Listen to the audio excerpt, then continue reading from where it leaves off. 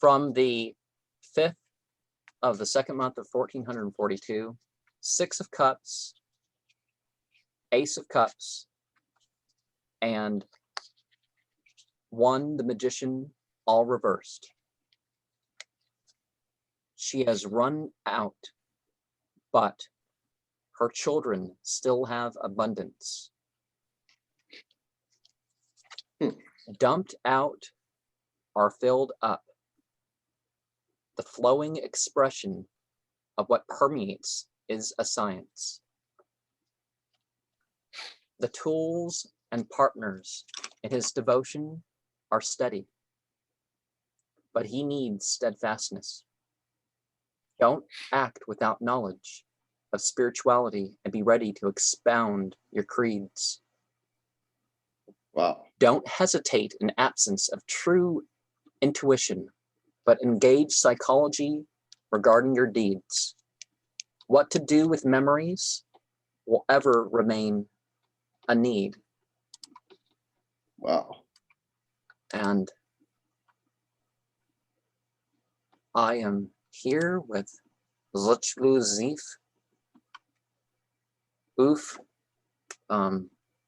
Nrahzvupafwazns. Also known as Axaru. How you doing, folks? So, before we get into specifics, any particular items regarding? Yeah, the first card stood out quite well. That was a very interesting card. Maybe you can explain more what that means. Or we can, yeah, that was the first card in the session, right? And that was called Six of Cups. The 6 of Cups. So she has run out, but her children still have abundance. What to do with memories will ever remain a need. So one thing that you see with 6 of Cups, when you see 6 of Cups, like with people and stuff, is children. If there's not children, if there's not children on any of the other cards, except maybe like the like the Sun card or something, there's are the well, often the Lovers card are the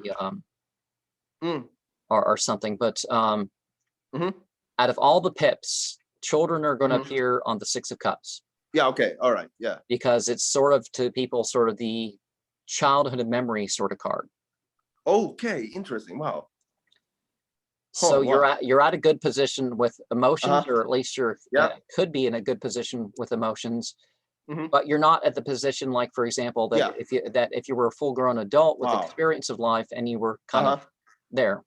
Yeah, exactly. And as I said, also you can say that the cups are sort of the spiritual experience. Oh yeah, exactly. Because they, exactly. Yeah, cups equals experience. Yeah, Let me. And so, you know, they're pouring stuff into cups, and they got 5 of the cups. Okay, that's what a good parent will do, rather than exactly, rather than depriving. It's like nowadays. I think it's pretty common for a parent to try to deprive people of their own children of their needs because of something they want.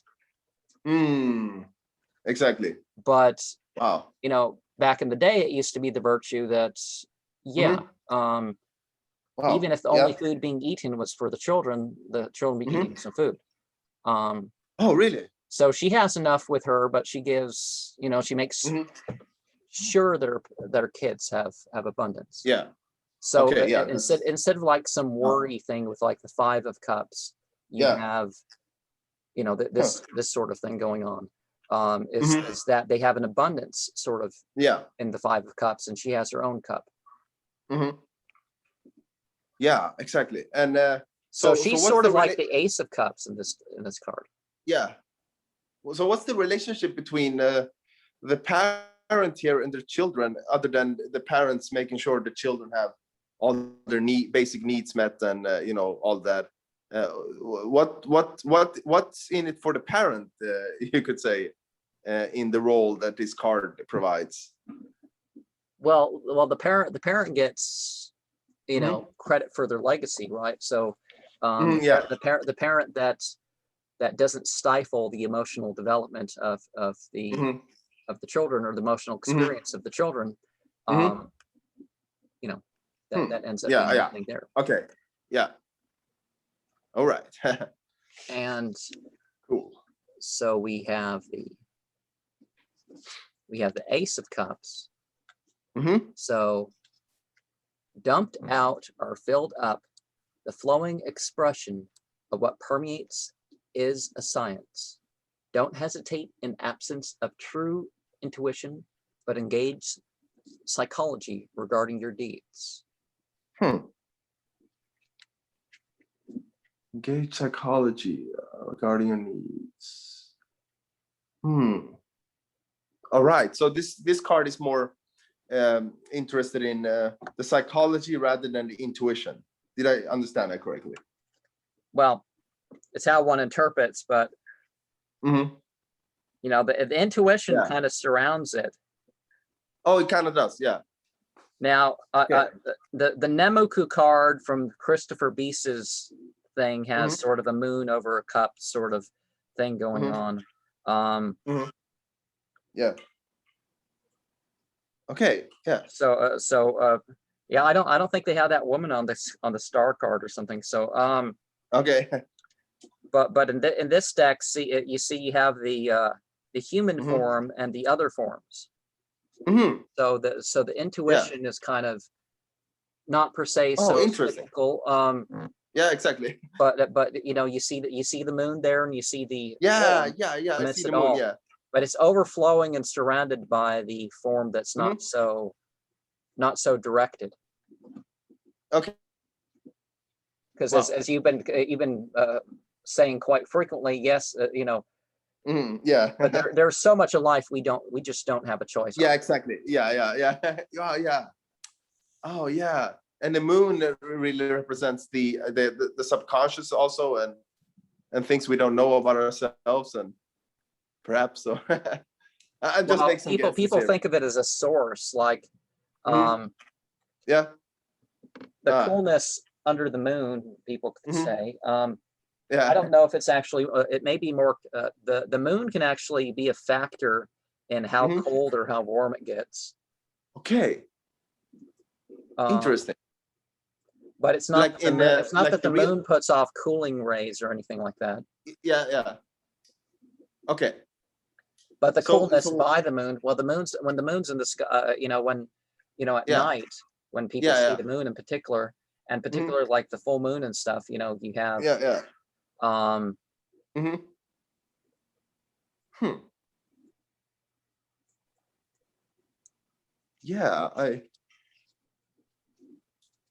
But you know, one of the things that one of the first things that people figured out how to predict was the moon, is really approximately when it would become full. Okay, that makes sense. Yeah, because it is actually the most visible object in the sky, and the object that stands most in the sky, and you know, why we would take note of the moon, and you know, so the symbolism might be, you know, the thing that we most easily observe in ourselves, maybe.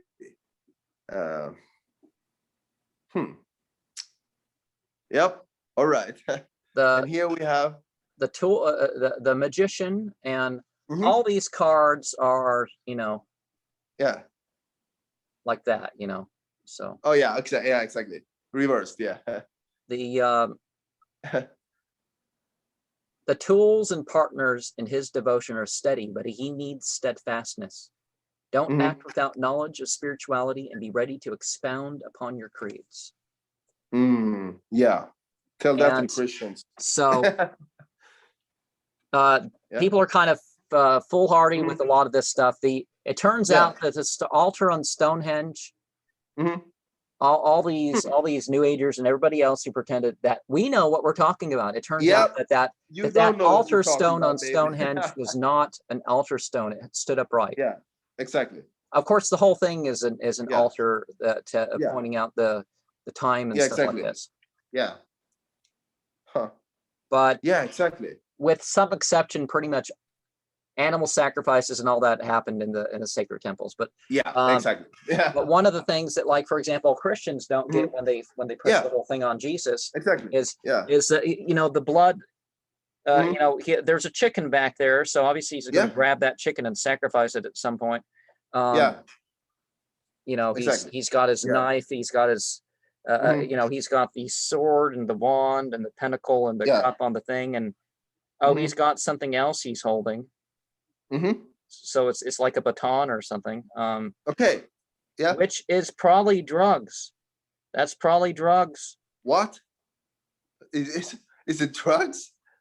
Yeah, I'm dead serious. That if you look at whether the making of the Hayoma or the Soma or certain other plants, there was like little rods and stems and stuff that they would end up putting in things. Oh, really? That's just my interpretation of it. Huh. Interesting. So a lot of people, a lot of New Agers, whether they call themselves Wiccan or whatever they call themselves, they've stepped.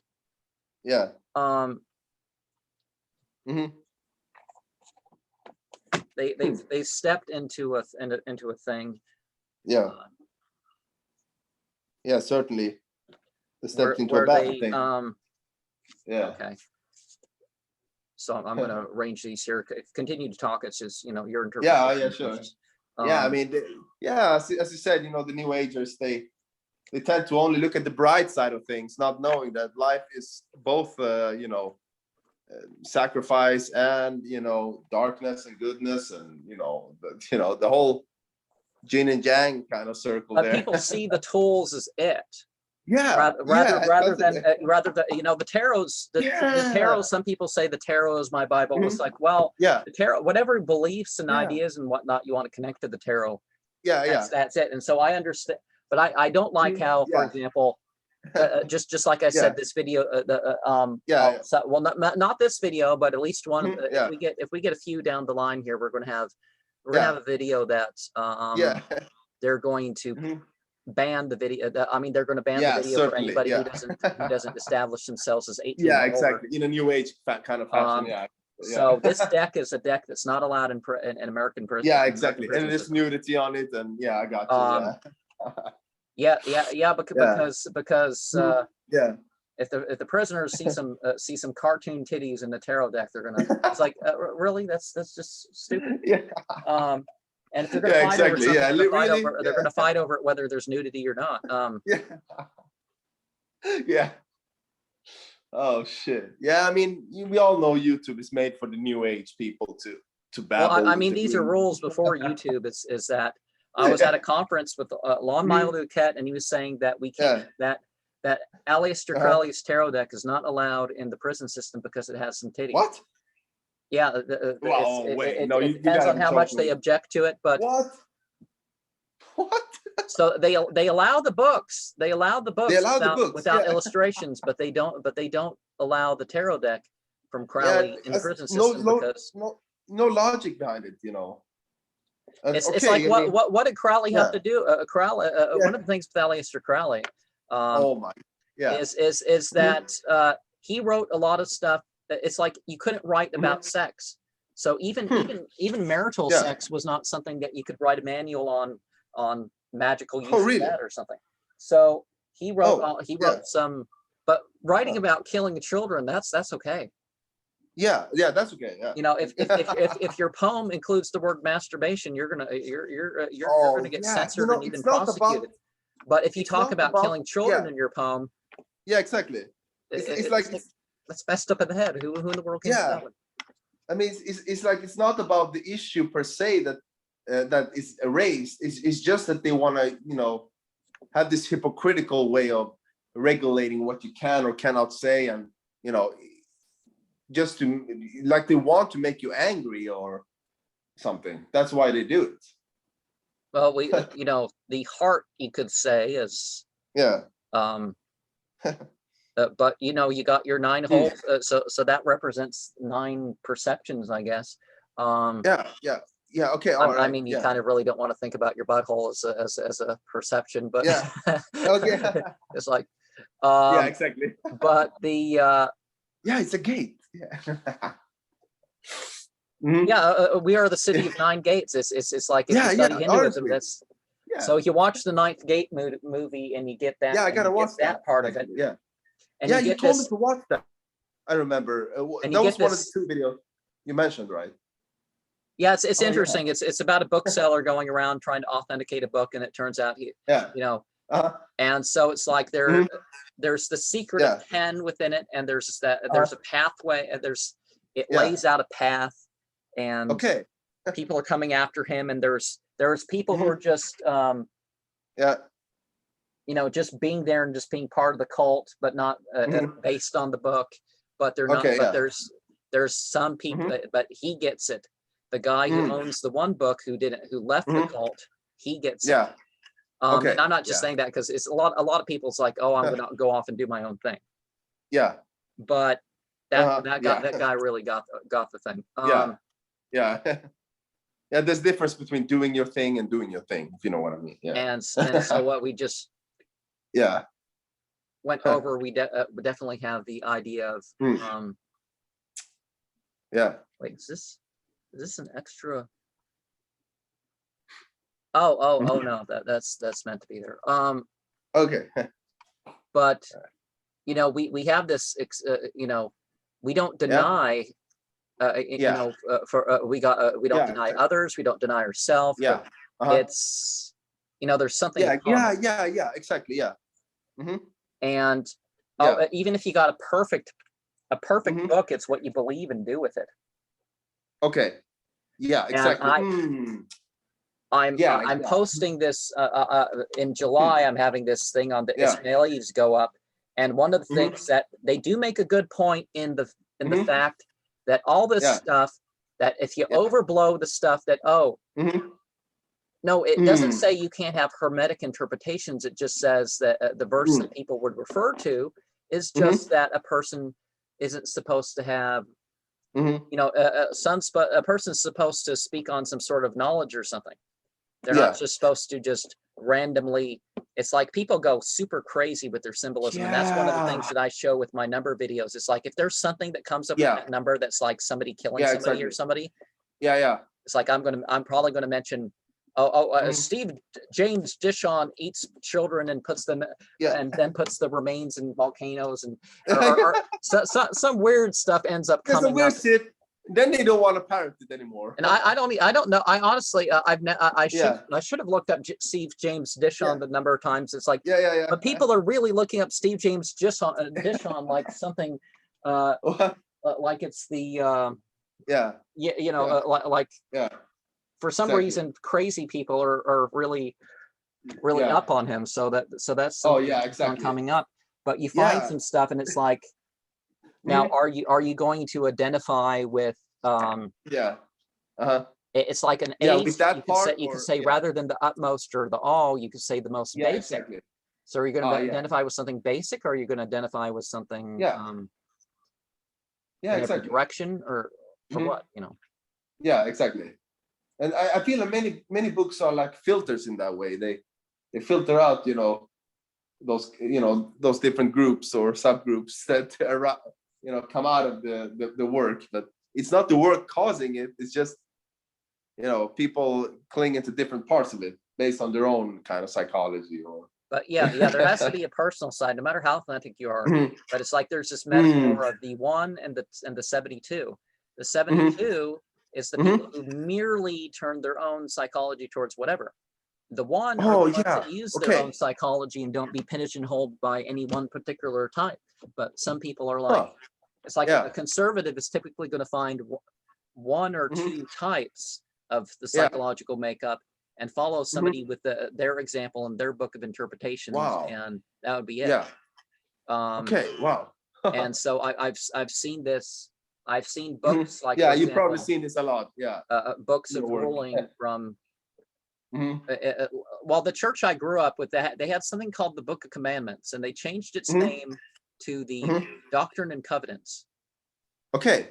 Yeah. And I've seen what was it called? Doctrines and Okay. Yeah. the Doctrine and Covenants. The Church of Jesus Christ of Latter-day Saints had a book, and they added new portions in the 70s, and they decided to change its name.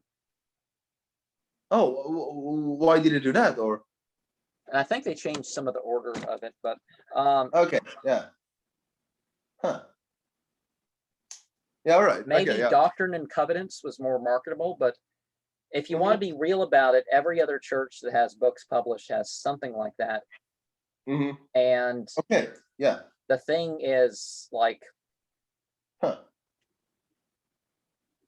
you know, then you're pigeonholed into somebody else's interpretation, and you're not going to be direct about it.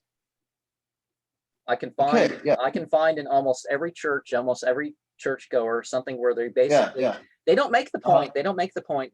Oh, the Bible's not true, or the Bible's, you know, but they'll make the point that even when there's not contradiction, it's like, I understand following one verse versus another when the Bible has eight different things to say about the same thing that all contradict. Yeah, exactly. And then they criticize the Church of Jesus Christ of Latter-day Saints for having less contradictions in their book. Yeah. Oh. Yeah. Not that I think that, you know, if I take these two stones here, I'm probably not gonna you know, as you know, I've been using the one. I do intend to finish this series here, but it can take years, people. It can take years, because you need to come up with you need to make it about the rituals about yourself, the personal experience, and stuff like this.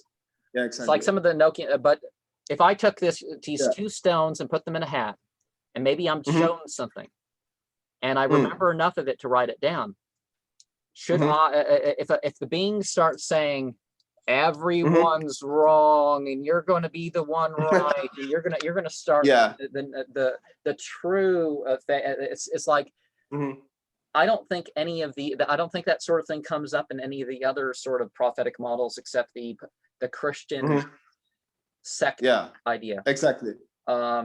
Catholicism developed this thing about the Pope, and the Pope's like infallible when he's speaking from his position.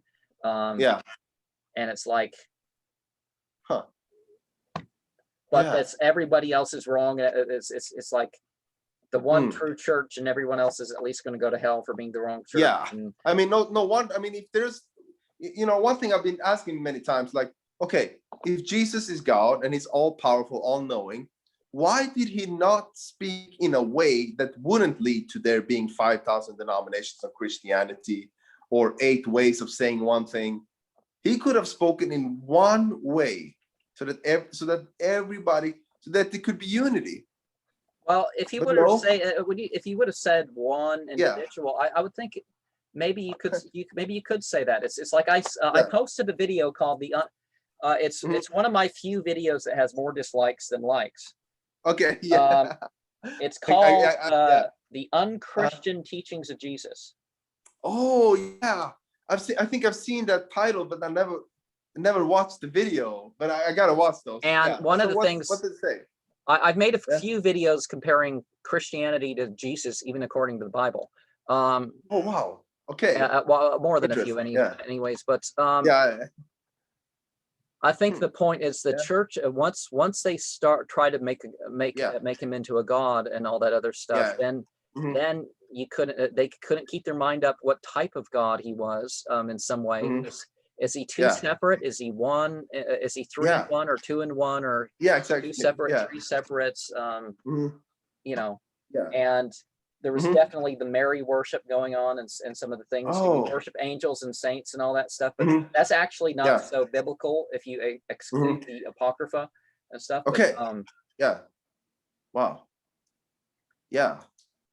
I mean, you know, to me, but the point was just like every other one. It's like it's included. You flip through the 24 books of the Tanakh, the Jewish scripture says don't trust it. It repeatedly has this lesson against the Ha Kahanim. And the Ha Kahanim are the rabbis and the Cohens. All right. Yeah. Don't trust them with the book. Well, what about their big old book of 1.3 million words? That one of the Talmuds is 1.3 million words. Yeah, exactly. And you find stuff, not only deductive reasoning, but other stuff that basically says don't keep the commandments. It's like, you can what? It's that's a big fat contradiction right there. I mean, they don't say the phrase, but they say all this stuff about it's like the Druid card. It's like we're not going to pay we're not going to pay our tithing to a synagogue or to a church, but we're going to hire priests and we're going to have membership fees and stuff like that. It's like just because you figured out to make it cheaper so you can maybe get a little bit more membership, or a little bit more control or something, you're doing the same stuff. Yeah, you can see, the intention behind clearly what they're in it for. It can be Christianity or Judaism, whatever. You can see what they're in it for, but just by looking at their behavior or what they give attention to or less attention to, or and they don't seem to be aware of themselves, like that they're acting that way. That's wow. Yeah. And if you get enough of a following, obviously you make money, because YouTube will pay. YouTube has paid out. What? YouTube has paid out in the millions actually for certain individuals. So. Yeah, I'm aware of that. Yep. Even some videos have been big enough that they would have actually made millions, but exactly, because there's videos out there with like 1 billion views and stuff like this, which is, billion views, which is great for some of these all people that their careers more or less down the drain as far as them making a living just from that alone. Exactly, because you can't expect some musician from the 80s or the 90s that was even at the top of the game, like Chris Novoselic. I don't think his music in recent years has made the money. I think he has a plane and stuff like this because of Nirvana. Because of what? Or because of his role in Nirvana, for example. So what we see nowadays is that anybody with enough of if their mission is socially accepted enough, then they're going to get some money from it, and that's perfectly fine. But whether it's book sales or just their videos or stuff get enough views or sales or whatnot, or they have actual physical things. Now, I like as I'm saying,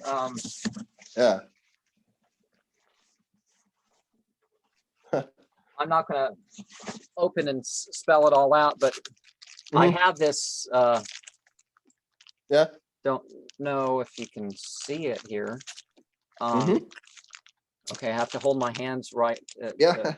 So I have this thing of goetic. I have a set of implements. Yeah, the goetic coins there, right? Now I have the ring. I have a ring somewhere else. Okay, yeah. But it's like most places are going to charge like $20-$30 for each one of for each piece of what we got here. Okay. And so, but the company I got it from, was selling everything for $40-something, including shipping, paid for the little bag. It comes with a little book. Okay. Yeah. And so it was an affordable, and it was going to and definitely cheaper than getting. I think it might have even not cheaper than getting clay and making it myself and that sort of thing. But okay, yeah. Yeah.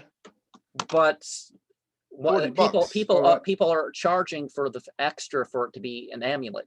It's like I saw this thing with this guru buster, and everything with this guy, everything with this one guy that he visited was everything is remedied by an expensive amulet. All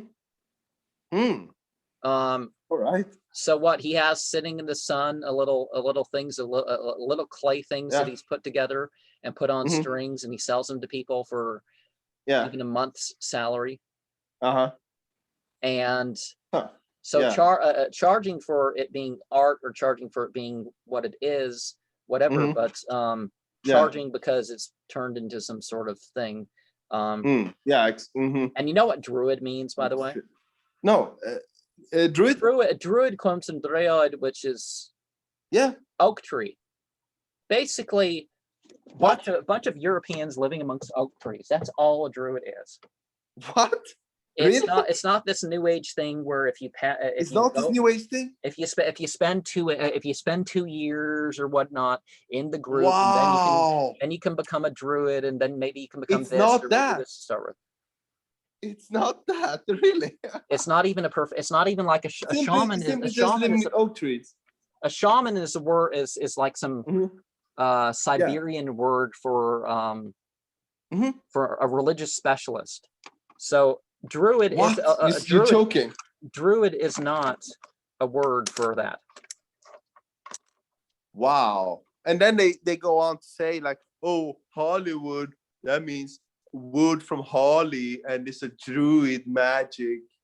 And, and then from there you get the people use the natural world, and that's I guess part of the thing coming through here. Whether it's like back it's that's what they were so afraid of. It's like it's more about chemicals than plants. So the people just going straight to plants or whatnot, that people were inventing chemicals, and that took over. Now some of that has use, but the plant medicine and telling people that maybe this is what you need to do with your sleep or this, that, or the other. Exactly. Throw that away. It's about the chemicals. And it's like, I remember when I was little, there was this company of popsicles that was available. There was these tube popsicles. What? Yeah. So they all had different colors. They were dyed. There was a lot of dyes and all that. But there was this chemical that was like, it wasn't even resembling anything like food-wise. It was like, really? This is the medicine one. There was a blue one that was like the medicine one. Really? What was it called, or do you remember? I don't remember if they had different names or whether it was just a box of popsicles with artificial flavors. Some of them didn't even, you know what's in the package, but I mean, nowadays I would have eaten something like that, but yeah.